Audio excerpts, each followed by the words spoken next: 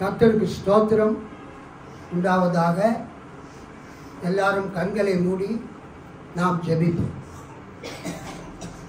மகா கிருபையும் இரக்கமும் மிகுந்த பரம தகப்பனே, இந்த அருமையான 2025 ஆண்டு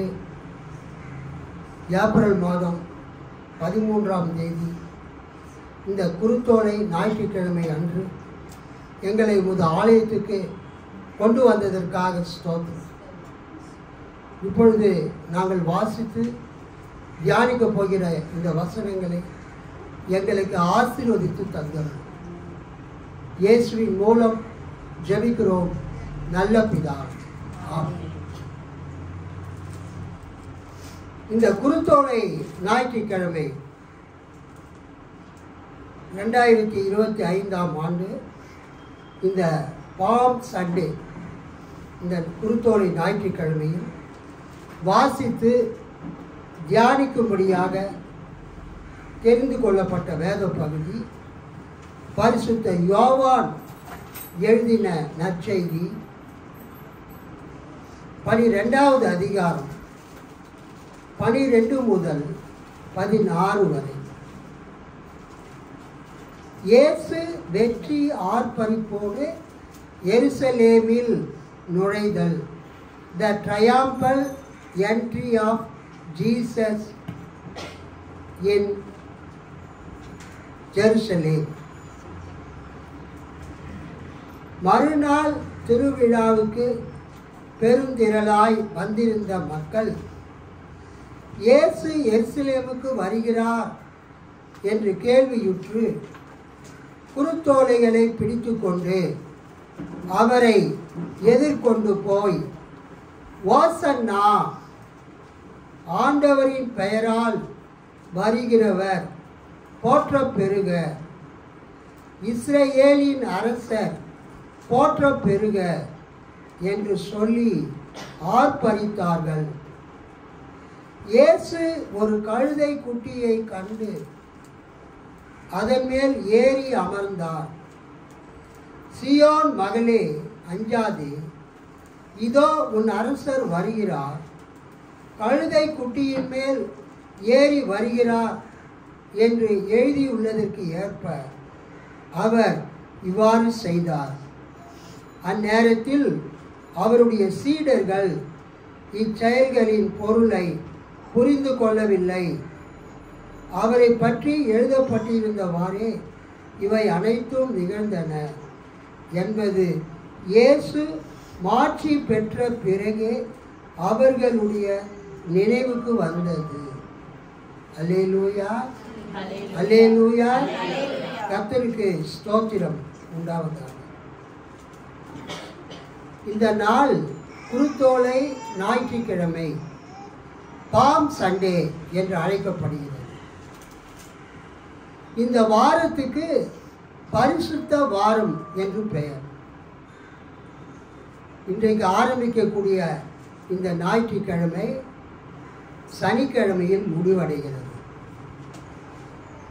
இந்த வாரத்தில் இயேசு கிறிஸ்து ஞாயிற்றுக்கிழமையில் அவர் கழுதையின் மேலே அவர் ஏறி எருசலேமுக்கு அவர் பவனி சென்றதை நாம் பார்க்கிறோம். இந்த வரக்கூடிய இந்த ஞாயிற்றுக்கிழமையில் இயேசு எருசலேமில் தேவாலயத்தை அவர் சுத்தம் செய்கிறார், தேவாலயத்தை சுத்திகரிக்கிறார். Jesus purifies the temple. தேவாலயத்தை சுத்தம் செய்கிறார் என்றால் ஏதோ தொடப்பத்தை எடுத்து தேவாலயத்தை கூட்டினாருன்னு அர்த்தம் கிடையாது. தேவாலயத்திலே நடைபெற்ற அந்த தவறான வியாபாரங்களை இயேசு என்ன செய்தார்? அடித்து விரட்டினார்.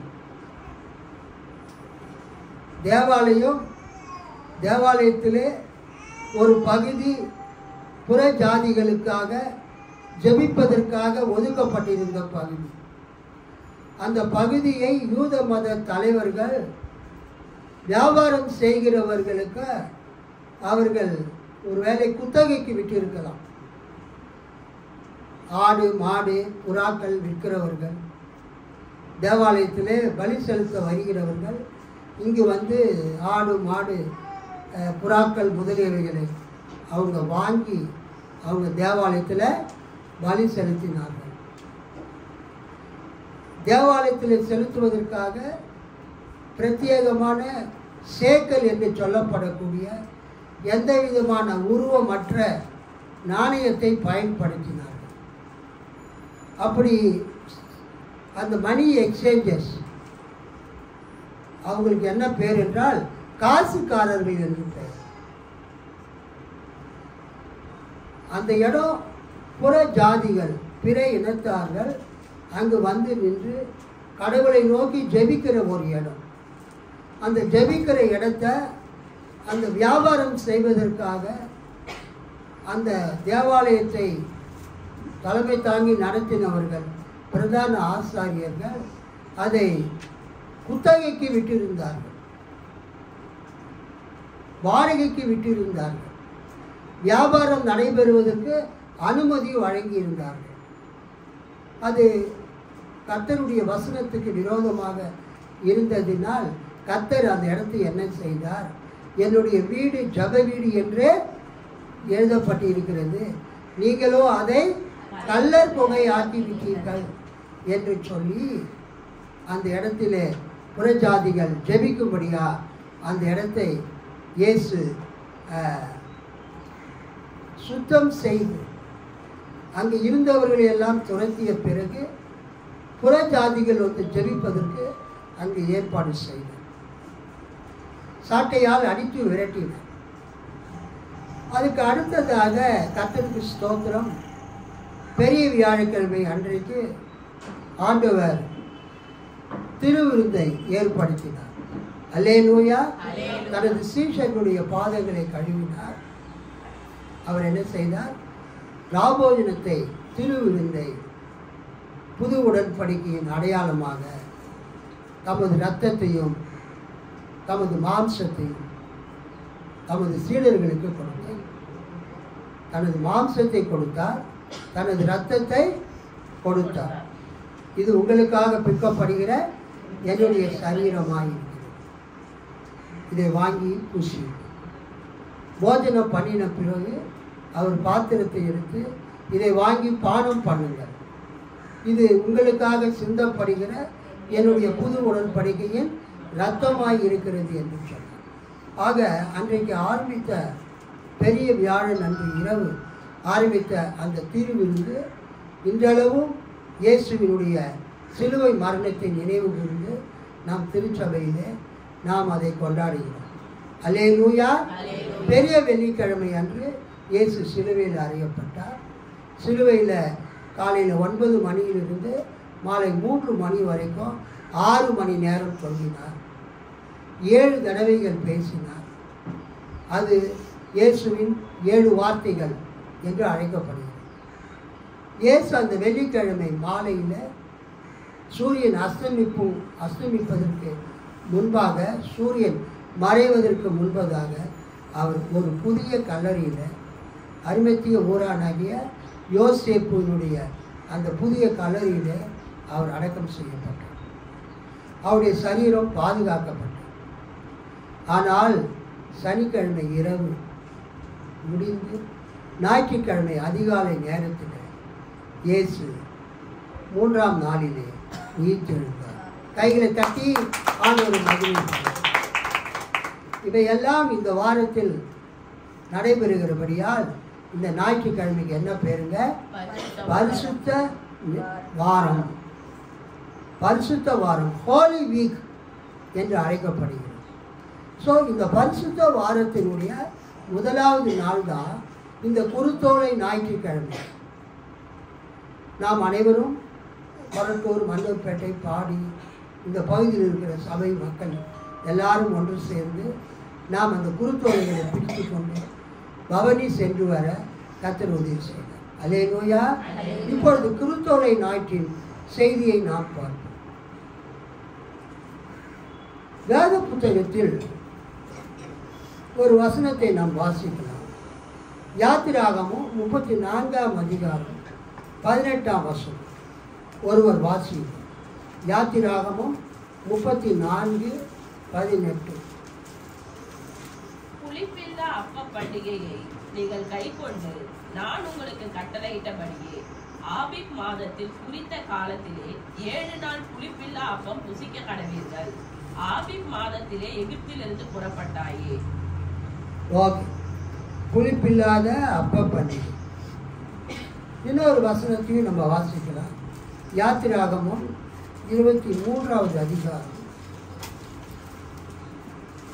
யாத்திராகமம் 23வது அதிகாரம். நானே வாசிக்கிறேன், கவனிக்கிறேன். 14 to 17 வரை. யாத்திராகமம் விடுதலை பயணம் 23வது அதிகாரம் 14 to 17 வரை. முப்பெரும் விழாக்கள், 3 great festivals or 3 great feasts. இது யாத்திராகமம் 34:18 to 26 வரைக்கும். உபாகமம் 16:1 to 17 வரைக்கும் கொடுக்கப்பட்டிருக்கிறது. ஆண்டில் 3 முறை நீ எனக்கு விழா எடுப்பாய். புளிப்பற்ற அப்ப விழாவை நீ கொண்டாட வேண்டும். நான் உனக்கு கட்டளையிட்டபடி ஆபீபு மாதத்தில் குறிக்கப்பட்ட காலத்தில் 7 நாள்கள் புளிப்பற்ற அப்பம் உண்பாய். ஏனெனில் அப்பொழுது நீ எகிப்திலிருந்து வெளியேறினாய். எவரும் பெருங்கையராக என் திருமுன் வர வேண்டாம். நீ வயலில் நீ விதைத்து உன் உழைப்பின் முதற் பலன் கிட்டும்போது அறுவடை விழாவும் ஆண்டு தொடக்கத்தில் வயலில் இருந்து உனது உழைப்பின் பயனை ஒன்று சேர்க்கையில் சேகரிப்பு விழாவும் எடுக்க வேண்டும். ஆண்டில் 3 முறை உன் ஆண் மகவு ஒவ்வொன்றும் தலைவராகிய என் ஆண்டவர் திருமுன் வர வேண்டும். எனக்கு செலுத்தும் பலியின் இரத்தத்தை புளித்த மாவுடன் சேர்த்து படைக்காதே. எனக்கு எடுக்கும் விழாவில் கொடுக்கும் பலி பொருளின் கொழுப்பு காலை வரைக்கும் இருக்கக்கூடாது. உன் நிலத்தின் முதற்கனிகளில் முதன்மையானவற்றை உன் கடவுளாகிய ஆண்டவரின் இல்லத்துக்கு கொண்டு செல்வாய். குட்டியை அதன் தாய்ப்பாலில் சமைக்காதே. ஸோ இஸ்ரவேல் மக்களுக்கு ஆண்டவர் கொடுத்த கட்டளை, வருடத்தில் இஸ்ரவேல் நாட்டில் இருக்கிற எல்லா ஆண்களும் வருடத்தில் 3 விழாக்களை கொண்டாட வேண்டும். அல்லேலூயா. 3 great feasts they have to celebrate. They have to celebrate 3 festivals. இஸ்ரவேல் மக்களில் ஆண்கள் அனைவரும் வருடத்திற்கு 3 பண்டிகைகளை அவர்கள் கொண்டாட வேண்டும். ஒன்று பஸ்கா பண்டிகை, அது வசந்த காலத்தில் வருகிறது, இளவேநீர் காலத்தில். 2வது ஷாவூத் என்கிற வாரங்களின் பண்டிகை அல்லது பெந்தேகோஸ்தே பண்டிகை. பெந்தேகோஸ்தே பண்டிகைக்கு பிறகு அல்லது வாரங்களின் பண்டிகைக்கு பிறகு இந்த பெந்தேகோஸ்தே பண்டிகை கொண்டாடப்படுகிறது. பஸ்கா பண்டிகைக்கு பிறகு 7 வாரங்கள் கழித்து. 3வது பண்டிகை சுக்கோத் என்று அழைக்கப்படக்கூடிய கூடார பண்டிகை, பூட்ஸ் ஆர் டேபர்நேக்கல். இது இலையுதிர் காலத்தில் ஆட்டம் சீசனில் கொண்டாடப்படுகிறது. ஸோ யூதர்களுக்கு மொத்தம் எத்தனை பண்டிகைகள்? 7 பண்டிகைகள் மொத்தம். யூதர்களுக்கு மொத்தம் எத்தனை பண்டிகைகள்? 7 பண்டிகைகள். அந்த 7 பண்டிகைகளில் 3 பண்டிகைகளை ஆண்டவர் அவர்களை கொண்டாட சொல்கிறார்.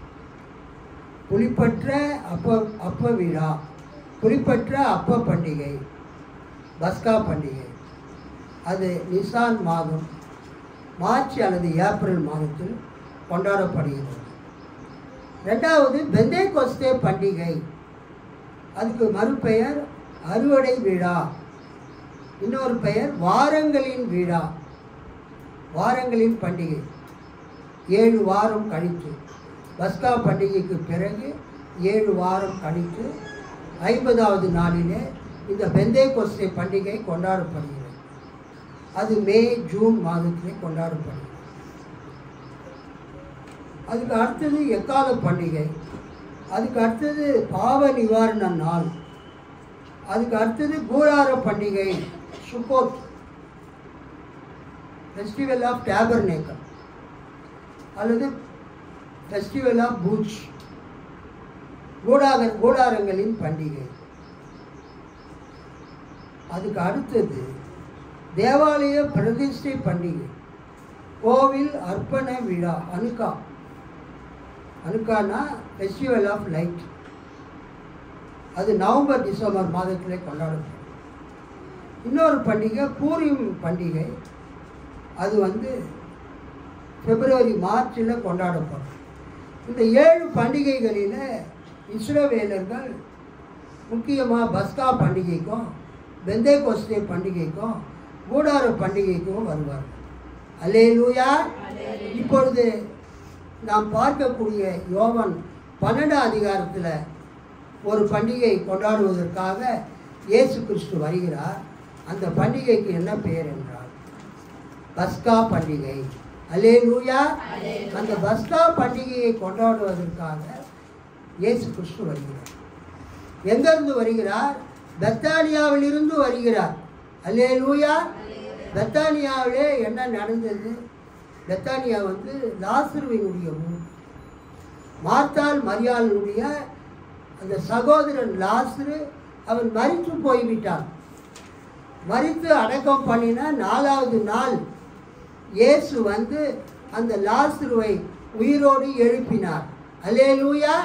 அந்த லாசருவை உயிரோடு எழுப்பின அந்த மிகப்பெரிய அற்புதத்தை பார்த்த யூத மக்கள் அநேகர் இயேசுவை விசுவாசித்து அவரை பின்பற்ற ஆரம்பித்தார்கள். இப்படிப்பட்ட சூழ்நிலையில் இயேசு அந்த லாசரு உயிர் தெழுந்த அந்த பெத்தானியா ஊரிலிருந்து லாசரு, மார்த்தாள், மரியாள் ஆகியோருடைய இல்லத்திலிருந்து அவர் நடந்து அவர் எங்கு வருகிறார்? எருசலேமுக்கு வருகிறார். அல்லேலூயா. ஸோ பெத்தானியா மலை அடிவாரத்தில் இருக்கிறது, எருசலேம் மலை மேலே இருக்குது. அல்லேலூயா. இயேசு பெத்தானியாவில் இருந்து இப்போ ஒரு 3 மைலுக்கு மேலே ஏறத்தாழ ஒரு 5 கிலோமீட்டர். பெத்தானியாவுக்கும் எருசலேமுக்கும் எவ்வளவு தூரம்? ஏறத்தாழ 5 கிலோமீட்டர், 3 மைல் தூரத்தில் இயேசுவும் அவருடைய சீடர்களும் நடந்து செல்லுகிறார்கள். அந்த காலத்தில் எல்லாரும் நடந்து தானே போனாங்க. எல்லாரும் எங்கே போனாங்க? எப்படி போனாங்க? நடந்து தான் போவாங்க. ரொம்ப தூரம் போகிறதுனாக்கா அவங்க கழுது மேலே போவாங்க. அந்த காலத்தில் அதுதான் மக்களுக்கு டிரான்ஸ்போர்ட்டேஷன், போக்குவரவுக்கு வரத்துக்கு பயன்படுத்தப்பட்ட ஒரு மிருகமாக, விலங்காக அந்த கழுதை இருக்கும். ஆனால் இயேசு பெத்தானியாவில் இருந்து எருசலேம் மலை மேலே அந்த தேவாலயத்துக்கு அவர் போகும்போது என்ன அவர் பார்க்கிறாருன்னா திரளான ஜனங்களை பார்க்குறார். அல்லேலூயா. இயேசு உயிர் தெழுந்த பிறகு இயேசுவை நிறைய மக்கள் அவரை பின்பற்ற ஆரம்பித்தார். அவங்களும் இயேசு கூட நடந்து வராங்க. இயேசுவினுடைய சீடர்களும் இயேசு கூட நடந்து போகிறாங்க. ஸோ பெத்தானியாவிலிருந்து பெத்தானியா, பெத்பகே, எருசலேம், அந்த எருசலேமை நோக்கி இயேசு நடந்து போகிறார். திரளான ஜனங்க இருக்கிறாங்க. அங்கே என்ன பார்க்குறேன்னா இயேசு அப்படி போகும்போது கர்த்தருக்கு ஸ்தோத்திரம் 14:15 யோவான், இயேசு ஒரு கழுதை குட்டியை கண்டு அதன் மேல் ஏறி அமர்ந்தார். அல்லேலூயா. மத்தேயு, மார்க்கு, லூக்காவில் நீங்கள் பார்த்தீங்கன்னா இயேசு உங்களுக்கு எதிரே இருக்கிற கிராமத்துக்கு போங்கள், அங்கே என்னதுங்க ஒரு கழுதை குட்டி கட்டி இருக்க காண்பீர்கள், அதை அழித்து கொண்டு வாருங்கள்னு சொல்வார். ஸோ இயேசு பிரயாணப்பட்டு போகிற அந்த கழுதை குட்டியை யார் அழித்து விட்டு வந்தது? 2 சீஷர்கள். ஆனால் இந்த யோவானில் நீங்கள் என்ன பார்க்குறீங்கன்னா, மத்தேயு, மார்க்கு, லூக்காவில் சீஷர்கள் இயேசு பிரயாணம் செய்வதற்கு அந்த கழுதையும் கழுதைக்குட்டியும் அழுத்துட்டு வராங்க. ஆனால் யோவானில் நீங்கள் என்ன பார்க்குறீங்கன்னா, இயேசுவின் சீடர்கள் அந்த கழுதையை பார்க்கவில்லை, கழுதையை அவங்க அவிழ்க்கவில்லை. இயேசுவே அந்த கழுதையை பார்த்து, இயேசு ஒரு கழுதை குட்டியை கண்டு அதன் மேல் ஏறி அமர்ந்தான். அல்லேலூயா. ஸோ யோவானில் அவர் என்ன எழுதுறாருன்னா, இயேசு பிரயாணப்பட்ட அந்த கழுதை குட்டியை சீசர்கள் பார்க்கவில்லை, இயேசுவே கண்டு அந்த கழுதை குட்டியை அழுத்து அதன் மேல் ஏறி அமர்ந்து அவர் எருசலேமுக்கு போகிறார். அடுத்தது நான் அடிக்கடி நினைப்பேன், இயேசு போகிறாரு, நிறைய ஜனங்க அவருக்கு பின்னால் போகிறாங்க. அவங்க கையில் குருத்தோலைகள் இருக்கும். அப்புறம் அவங்க மரத்து மேலே ஏறி நிறைய மரக்கிளைகள்லாம் உடைச்சி வழியில் போட்டாங்க. தாங்கள் போட்டிருக்கிற அங்கிகளை கழட்டி தரையில் போட்டாங்க. அது மேலே இயேசு நடந்து போவார். ஆனால் இங்கே என்ன பார்க்குறேன்னு சொன்னால், இயேசு கூட போன ஜனங்க மரக்கிளைகளை உடைக்கவில்லை. இயேசு கூட போனவங்க அந்த கிளைகளை, அது பேர் என்னது, குருத்தோலைகளை அவங்க ஒடித்து கொண்டு வர வேண்டும். ஆக்சுவலாக அந்த மரக்கிளைகளையும் குருத்தோலைகளையும் யார் கொண்டு வந்ததுன்னா, பாருங்கள் 12:13, யோவான் 12:13. மறுநாள் திருவிழாவுக்கு பெருந்திரளாய் வந்திருந்த மக்கள் இயேசு எருசலேமுக்கு வருகிறார் என்று கேள்வியுற்று குருத்தோலைகளை பிடித்து கொண்டு அவரை எதிர்கொண்டு போய், ஓசன்னா, ஆண்டவரின் பெயரால் வருகிறவர் போற்ற பெருக, இஸ்ரேலின் அரசர் போற்ற பெருக என்று சொல்லி ஆர்ப்பரித்தார்கள். அல்லேலூயா. ஸோ இயேசுவோடு பெத்தானியாவில் இருந்து போனவங்க மரக்கிளைகளையும் குருத்தோலைகளையும் ஒடித்து கொண்டு போகவில்லை. அந்த மரக்கிளைகளையும் குருத்தோலைகளையும் ஒடித்து கொண்டு வந்தவர்கள் யார்? எருசலேமுக்கு உள்ளிருந்த ஜனங்கள். இயேசு பெத்தானியாவில் இருந்து எருசலேமுக்கு போறாரு. ஆனால் எருசலேமுக்கு உள்ளே இருக்கிற ஜனங்க குருத்தோலைகளையும் மரக்கிளைகளையும் ஒடித்து கொண்டு இயேசுக்கு முன்பதாக வந்து ஓசனா என்று அவர்கள் பாடி இயேசுவை வரவேற்றார்கள். வித்தியாசம் புரியுதா உங்களுக்கு? எருசலேமுக்குள் இருந்த ஜனங்க வெளியில வந்து இயேசுவை வரவேற்றார்கள். எருசலேமுக்குள் எப்படி அவ்வளோ ஜனங்க வந்தாங்க அப்படின்னு பார்த்தா, ஜோயாக்கிம் ஜெரேமியாஸ் அப்படின்னு ஒரு ஐயா, ஒரு ஜெர்மன் இறையியல் வல்லுநர், ஜெருசலேம் இந்த டைம் ஆஃப் ஜீசஸ்னு ஒரு புக்கு எழுதியிருக்கார். அந்த புக்கில் அவர் என்ன சொல்கிறாருன்னா, எருசலேம் பட்டணம் வந்து எப்போதும் மக்கள் வந்து சாதாரணமாக தான் இருப்பாங்க. இந்த பண்டிகை காலங்களில், எந்தெந்த பண்டிகை காலங்களில், பஸ்கா பண்டிகை, அப்புறம் இந்த வாரங்களின் பண்டிகை, பெந்தேகோஸ்தே பண்டிகை, அப்புறம் கூடார பண்டிகை, சுக்கோத் பண்டிகை, ஃபெஸ்டிவல் ஆஃப் பூத்ஸ் ஆஃப் டேபர்னேக்கல், இந்த காலத்தில் உலகமெங்கிலும் இருக்கக்கூடிய யூதர்கள் எருசலேமுக்கு வருவாங்க. உலகமெங்கிலும் இருக்கக்கூடிய யூதர்கள் எருசலேமுக்கு வருவாங்க. குறிப்பாக ஆண்கள். அவங்க பகல் ஃபுல்லாக எருசலேமில் இருப்பாங்க. எருசலேமில் ஃப்ளோட்டிங் பாப்புலேஷன். எருசலேமில் ஃப்ளோட்டிங் பாப்புலேஷன் அப்படின்னா என்ன அர்த்தம்னா, அந்த ஊருக்காரங்க கிடையாது, வெளியூர்லேருந்து வந்து பண்டிகையை கொண்டாடுறவங்க. அவங்க பகல் முழுவதும் எருசலேம் பட்டணத்தில், எருசலேம் தேவாலயத்தில் கர்த்தரை அவங்க பணிந்து கொள்வாங்க, தொழுது கொள்வாங்க. சாயந்தரம் ஆன உடனே அவங்க எருசலேமுக்கு வெளியில் போய், அந்த எருசலேம் வந்து அந்த கோட்டை சுற்றி கோட்டைகள்லாம் இருக்கு இல்லையா, அந்த எருசலேம் பட்டணத்தினுடைய அந்த கோட்டைக்கு வெளியிலே போய் மலை சரிவுகளில் அங்கே இருக்கக்கூடிய கிராமங்களில் டென்ட் அடித்து அதில் குடியிருப்பாங்க. அல்லேலூயா. திரும்ப பகல் வந்த பிறகு திரும்ப அவங்க டென்ட்டெல்லாம் காலி பண்ணிக்கிட்டு எங்கே வந்துடுவாங்க? எருசலேமுக்கு உள்ளே வந்துடுவாங்க. திரும்பவும் ஈவினிங் வந்த பிறகு எருசலேமுக்கு வெளியில் போயிட்டு மறுபடியும் அவங்க கூடாரம் அடித்து அவங்க தங்கி கொள்வாங்க. ஸோ பகலில் வந்து எருசலேமில் மக்கள் தொகை அதிகமாக இருக்கும். Floating population. டோக்கியோ, மணிலா போன்ற பட்டணங்களில் ஃப்ளோட்டிங் பாப்புலேஷன் அதிகமாக இருக்குமா பகலில். பகல் நேரத்தில் அதிகமாக இருக்குமா ஜனத்தொகை. வெளிநாட்டிலேருந்து வரக்கூடியவங்க அந்த ஊரில் பர்ச்சேஸ் வியாபாரம்லாம் பண்ணிட்டு ஈவினிங்கில் அவங்க ஊருக்கு போயிடுவாங்க.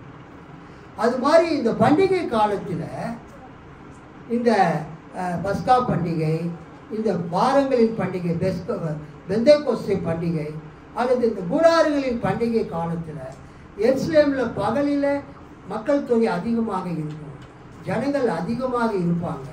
இரவில் எருசலேம் வெளியில் போய் கூடாரம் போட்டு தங்கி விடுவாங்க. ஸோ இப்போ இயேசு பெத்தானியாவில் இருந்து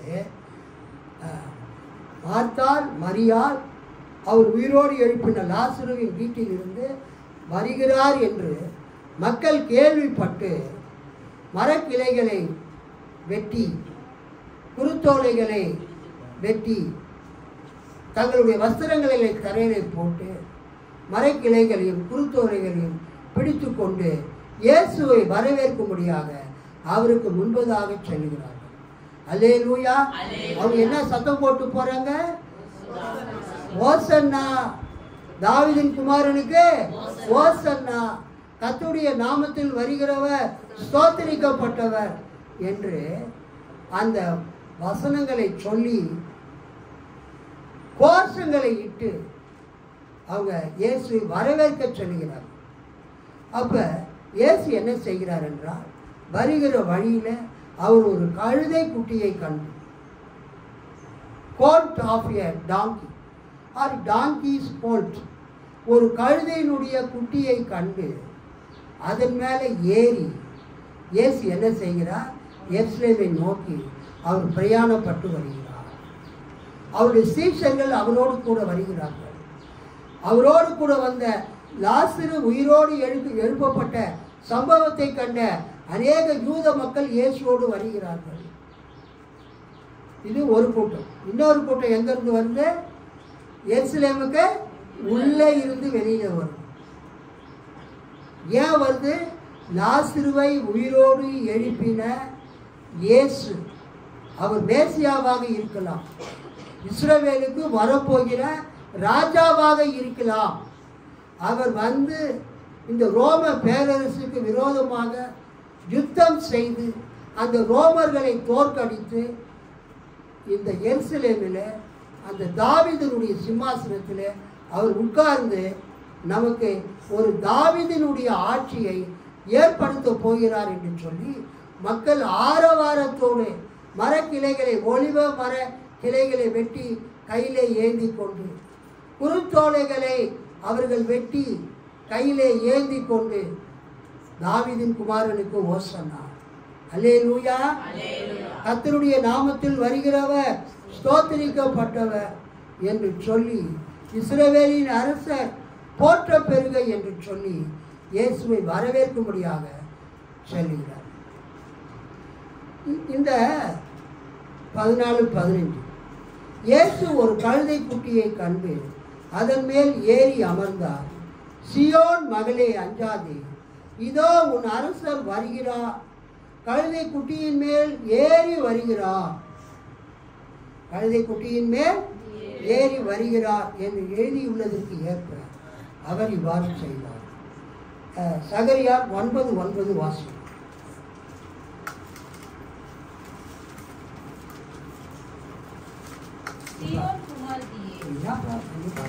மிகவும் கனிகூறு, எருசலேம் குமாரத்தியே எம்பீரி, இதோ உன் ராஜா உன்னிடத்தில் வருகிறார், அவர் நீதி உள்ளவரும் ரட்சிக்கிறவரும் தாழ்மை உள்ளவரும் கழுதையின் மேலும் கழுதை குட்டியாக மரியின் மேலும் ஏறி வருகிறவருமாய் இருக்கிறார்.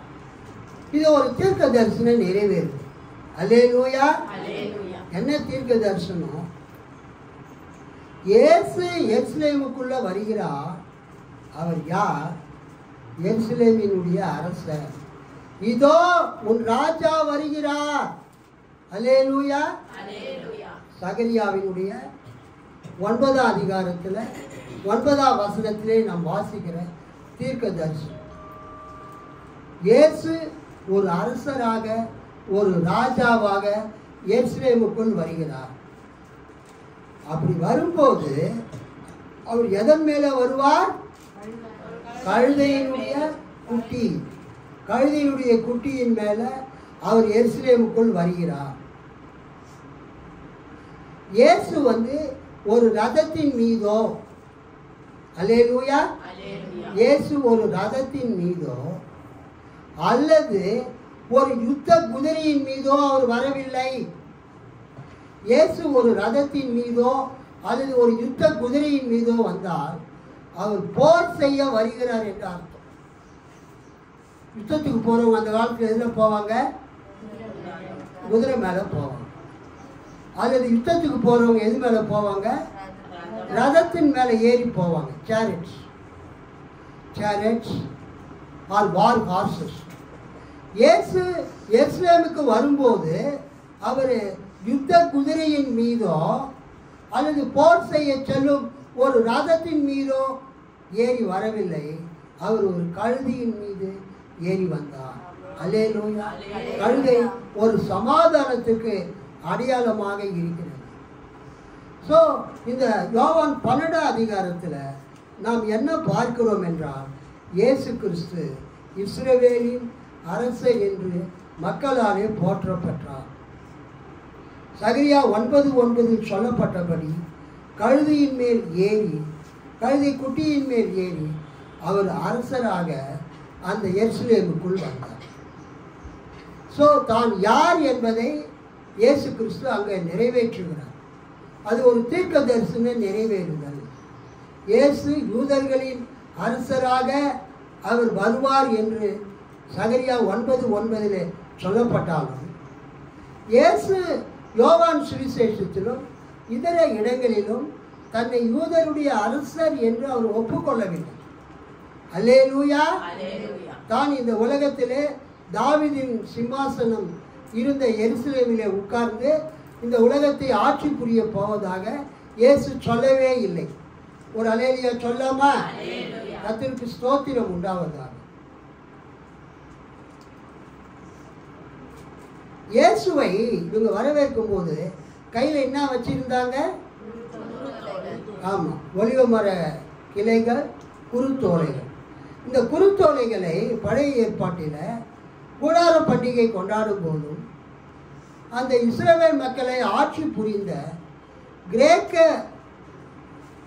அந்த அதிபதிகளோடு வெற்றி பெற்ற போதும் யூதர்கள் தங்கள் கைகளிலே மரக்கிளைகளையும் அந்த ஒலிவ கிளைகளையும் குருத்தோலைகளையும் பிடித்து கொண்டு கர்த்தரை அவர்கள் போற்றினார்கள், கர்த்தரை துதித்தார்கள். ஒரு அல்லேலூயா சொல்லாமா? இந்த குருத்தோலைகளை பற்றி பழைய ஏற்பாட்டுக்கும் புதிய ஏற்பாட்டுக்கும் இடையிலே எழுதப்பட்ட 1 மக்கபேயர் 13ஆம் அதிகாரம் 51ஆம் வசனத்திலையும் 2 மக்கபேயர் 10ஆம் அதிகாரம் 7ஆம் வசனத்திலையும் சொல்லப்பட்டிருக்கிறது. இந்த 1 மக்கபேயர் 2 மக்கபேயர் எல்லாம் பழைய ஏற்பாட்டுக்கும் புதிய ஏற்பாட்டுக்கும் இடைப்பட்ட காலத்தில் எழுதப்பட்டதினால் அவைகள் தள்ளப்பட்ட புஸ்தகத்தில் இருக்கிறது, தள்ளுபடி ஆகமங்களில் இருக்கிறது. ஆனால் கர்த்தருக்கு ஸ்தோத்திரம் உண்டாவதாக. இந்த யோவான் 12:13 நாம் என்ன பார்க்கிறோம்? குருத்தோலைகளை குறித்து வாசிக்கிறோம்.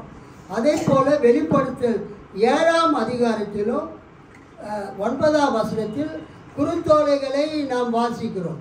அல்லேலூயா. அந்த குருத்தோலைகளை அவர்கள் என்ன செய்வார்கள்? அவர்கள் அசைத்து கர்த்தருடைய நாமத்தினால் வருகிறவர் ஸ்தோத்திரிக்கப்பட்டவர் என்று சொல்லி அவரை ஆர்ப்பரித்து வரவேற்பார்கள். சங்கீதம் 118 25 26 பார்க்கிறோம். ஆண்டவரே மீட்டருளும், ஆண்டவரே வெற்றி தாரும், ஆண்டவரின் பெயரால் வருபவர் ஆசி பெற்றவர், ஆண்டவரது இல்லத்தில் நின்று உங்களுக்கு ஆசி கூறுகிறோம். கர்த்தருடைய நாமத்தினால் வருகிறவர் ஸ்தோத்திரிக்கப்பட்டவர் என்ற வசனம் 118 வருகிறது. அங்கே நாம் என்ன பார்க்கிறோம்? கர்த்தருடைய நாமத்தினால் வருகிறவர் யார்? எருசலேம் தேவாலயத்திலே இருக்கக்கூடிய கர்த்தரை வழிபடுவதற்காக வருடத்திலே 3 தடவைகள் கர்த்தரை வணங்குவதற்கு இஸ்ரவேலின் ஆண்கள் வருவார்கள். ஆக இஸ்ரவேலில் இருக்கிற ஆண்கள் வருடத்திற்கு 3 தடவைகள் கர்த்தரை வழிபடுவதற்கு வருவார்கள் அல்லவா? அவங்க அத்தனை பேருக்குமே இந்த வசனம் உரியது. அல்லேலூயா. கர்த்தருடைய நாமத்தினால் வருகிறவர் ஸ்தோத்தரிக்கப்படத்தக்கவர் என்பது அது கர்த்தரை மட்டும் குறிக்கவில்லை. அந்த 3 பண்டிகைகளை எருசலேமில் வந்து கொண்டாட வரக்கூடிய மக்களுக்கு உரியது. 2வது, யுத்தத்திலே வெற்றி பெற்று வரக்கூடிய அரசனுக்கும் உரியது. யுத்தத்தில் வெற்றி பெற்று வரக்கூடிய அரசனை அவர்கள் இந்த வசனத்தை சொல்லி வாழ்த்துவார்கள். 3வதாக, மேசியாவாகிய கிறிஸ்து வரும்போது இந்த வசனம் அவருக்கு உரியது. அல்லேலூயா. இப்பொழுது மேசியாவாகிய கிறிஸ்து இந்த குருத்தோலை ஞாயிற்றுக்கிழமையிலே அவர் வருகிறார். அவரை பார்த்து இவங்க சொல்றாங்க, உன்னதத்திலே கர்த்தருக்கு ஸ்தோத்திரம் உண்டாவதாக, ஓசன்னா எங்களை ரட்சியும் என்று சொல்லி அவங்க கர்த்தரை நோக்கி வேண்டுதல் செய்கிறதை பார்க்கிறோம். இயேசுவை நோக்கி பிலாத்து கேட்கிறார், நீ யூதர்களுடைய ராஜாவா அப்படின்னு சொல்ற. கடைசியில் அவர் சொல்றாரு, நான் வந்து யூதர்களுக்கு ராஜா தான், ஆனால் என்னுடைய ராஜ்யம் இந்த உலகத்திற்கு உரியதல்ல. என்னுடைய ராஜ்யம் இந்த உலகத்திற்கு உரியதல்ல. ஆனால் இயேசு சிலுவையில் தொங்கும் போது அவருக்கு என்ன வசனத்தை எழுதி மாட்டி வைச்சாங்க? இவர் யூதருடைய ராஜா, நசரேயனாகிய இயேசு யூதருடைய ராஜா. யோவான் 19:19 படி. யோவான் 19:19.